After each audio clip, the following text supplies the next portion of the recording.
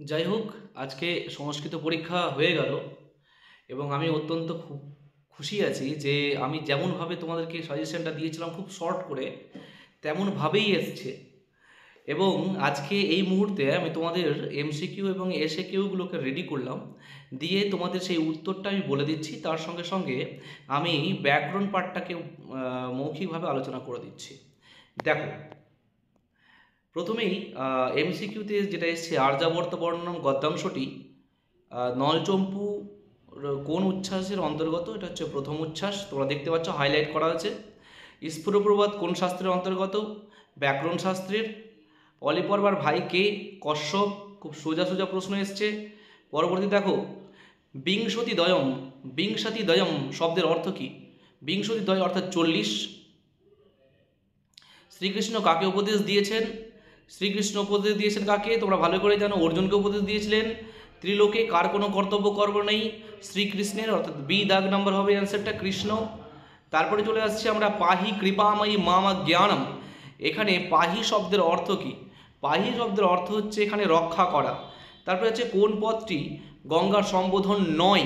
এখানে নয় বলেছে, দেখো নয় হবে মুন্ডমালিনী, অর্থাৎ ত্রিভুবনতারিণী, তরল তরঙ্গী, সুরেশ্বরী, এগুলোকে গঙ্গাকে বলা হয়ে থাকে, কিন্তু মুন্ডমালিনী বলা হয় না। তাই উত্তর হবে ডি দাগ নাম্বার। চলে আসছে নাট্যাংশে, বাসন্তিক স্বপ্নম এর মূল নাটকটা কি? এটা হচ্ছে এ মিড সামার নাইটস ড্রিম। চলে আসছি বিজয়তাম अस्माकम अवनिपाहा, কে বলেছিলেন এই কথাটা? এটা বলেছিলেন ইন্দু শর্মা। ডি দাগের অ্যান্সারটা হবে, ভালো করে দেখে নাও, এখানে স্পেলিংগুলো খুব মিস্টেক করে দেওয়া আছে। উত্তর হবে ইন্দু শর্মা। বসন্ত হলেন, বসন্ত কে? কৌমুদীর প্রেমিক।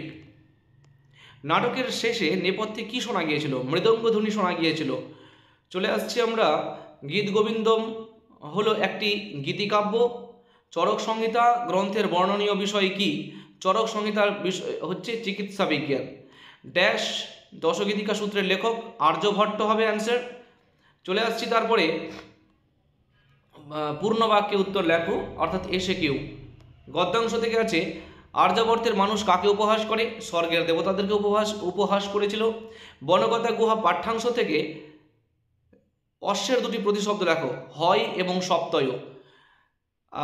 সংবৃতম শব্দের অর্থ কি? সংবৃতম হচ্ছে বন্ধ করা, বিবৃত যেরকম খুলে দেওয়া, সংবৃত হচ্ছে বন্ধ করা। তারপরে আর্যাবর্তের শিক্ষা ব্যবস্থা কীরূপ ছিল? গুরুকুল কেন্দ্রিক ছিল। পদ্মাংশতে দেখো কর্মেন্দ্রিয় কয়টি, কি কি কর্মেন্দ্রিয় হচ্ছে 5টি, বাক, পানি, পাদ, পায়ু ও উপস্থ।